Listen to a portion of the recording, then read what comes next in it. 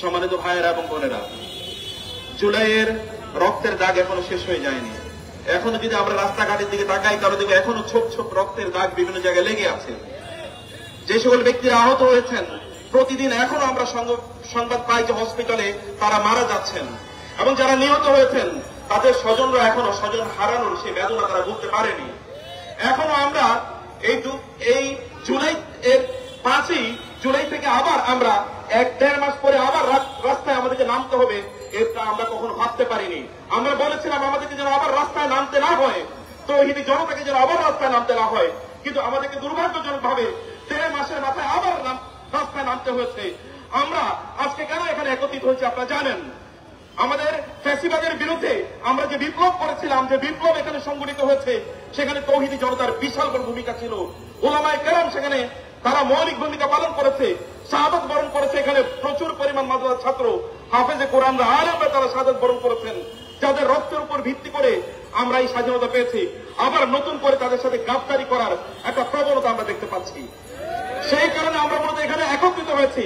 আমাদেরকে মনে রাখতে হবে বাংলাদেশের তৌহিদি জনতারা, ওলামায়ে কেরাম এখানে বাংলাদেশের স্বাধীনতার তার রক্ষা কবচ। অতএব যখনই বাংলাদেশের স্বাধীনতার বিরুদ্ধে একদল লোক যখন তারা ষড়যন্ত্র বা চক্রান্ত শুরু করে, তখন ওলামায়ে কেরাম তারা গর্জে ওঠেন। আমরা সম্মানিত সাথীরা, সম্মানিত বন্ধুরা, প্রিয় দেশবাসী, আমরা এখানে একত্রিত হয়েছি আমাদের শিক্ষাকে কেন্দ্র করে। আবার এখানে চক্রান্ত এবং ষড়যন্ত্রের এখানে আমরা দেখতে পাচ্ছি দাবানল আবার বেজে উঠেছে।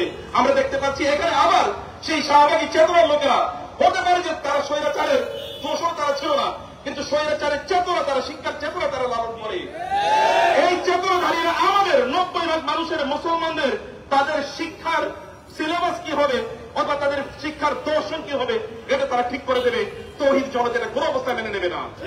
সেখানে এখান থেকে আমরা ঘোষণা করতে চাই, এখানে যাদেরকে এই কমিটিতে অন্তর্ভুক্ত করা হয়েছে এদের মধ্যে চিহ্নিত শাহবাগী রয়েছে, শাহবাগী চেতনাধারী রয়েছে, ইসলাম বিদ্বেষী রয়েছে, সমকামী এই আইডিয়াকে প্রমোট করে এরকম চিহ্নিত লোকেরা এখানে রয়েছে।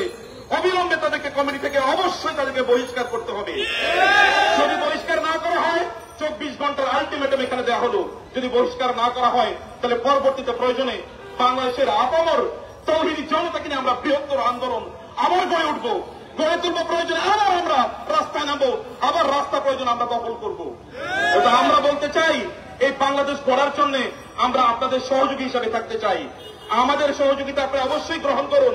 আলেমদেরকে অথবা যারা ইসলাম বুঝে, যারা শিক্ষা বুঝে, এরকম রাখাল রাহারা এখানে শিক্ষার কি বুঝে, তাদের চেয়ে বড় শিক্ষাবিদ এখানে রয়েছে। সামিনা লুৎফা এখানে শিক্ষার কি বুঝে, অথবা এখানে মোহাম্মদ আজমরা শিক্ষার কি বুঝে, তাদের চেয়ে বড় বড় শিক্ষাবিদরা রয়ে গেছে। তাদেরকে অবশ্যই এই কমিটি অন্তর্ভুক্ত করাতেই হবে। আলেমদেরকে এখানে অবশ্যই অন্তর্ভুক্ত করতে হবে এবং তাদের মাধ্যমে শিক্ষার পরিমার্জন এবং সংস্কার অবশ্যই করতে হবে। আমরা জানি এই কমিটিতে একজন দিনদার এবং আল্লাহর একজন লোক রয়েছেন, কিন্তু তার বিরুদ্ধে চক্রান্ত করা হচ্ছে যেন তাকে সেখান থেকে সরানো হয়। এই সামিনা লুৎফারা তারা এবং তাদের রাখাল রাহারা তারা এই ষড়যন্ত্র করছে।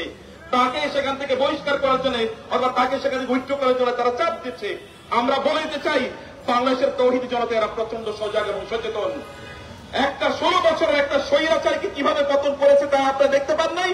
অতএব স্বৈরাচারের প্রতিধ্বনি শাহবাগ থেকে যেভাবে উচ্চারিত হয়েছিল, সেই শাহবাগীরা আবার স্বৈরাচারের সেই প্রতিধ্বনি আবার সিলেবাসের মাধ্যমে, শিক্ষার মাধ্যমে আমাদের সামনে তারা গড়ে দেবে অথবা তারা উপস্থাপন করবে, তা আমরা করতে দেব না। আমাদের বক্তব্যকে ইমিডিয়েটলি যাদের বিরুদ্ধে অভিযোগ আছে তাদেরকে কমিটি থেকে উইথড্র করতে হবে। ওলামায়ে কেরামদের মধ্যে যারা শিক্ষাবিদ রয়েছেন তাদেরকে এখানে অবশ্যই অন্তর্ভুক্ত করতে হবে। আদারওয়াইজ আবার বাংলাদেশের এই রাজপথ, আবার তৌহিদি জনতা আবার এটাকে দখল করে নেবে ইনশাআল্লাহ। আল্লাহ সুবহানাহু ওয়া তাআলা আমাদের এই দেশকে, আমরা যে স্বাধীনতা রক্তের বিনিময়ে অর্জন করেছি, প্রায় 1500 লোক এখনো পর্যন্ত রেকর্ডে যারা শাহাদাত বরণ করেছেন, 25,000-এর মতো লোক যারা আহত হয়েছেন, এখনো তাদের চিকিৎসা এখন আমরা নিশ্চিত করতে পারিনি, তাদের পাশে এখন আমরা দাঁড়াতে পারিনি, এখনো তাদের কষ্টগুলো আমরা দূর করতে পারিনি। অথচ আমাদেরকে আবার রাজপথে আসতে হয়েছে। যাদের কারণে রাজপথে আসতে হয়েছে তাদেরকে হুঁশিয়ার করিতে চাই, তারা অবশ্যই এখান থেকে পদত্যাগ করবেন অথবা বাংলাদেশকে তারা নতুন কোন ষড়যন্ত্র আঁটবেন না। ষড়যন্ত্র যদি আঁটা হয় তাহলে এই হাতকে কিভাবে ভেঙে দিতে হয় তৌহিদি জনতা ওলামায়ে কেরাম এটা ভালো করে জানেন। আল্লাহ সুবহানাহু ওয়া তাআলা আমাদের দেশকে রক্ষা করুন। আল্লাহুম্মা আমিন। ওয়াসসালামু আলাইকুম ওয়া রাহমাতুল্লাহি ওয়া বারাকাতুহু।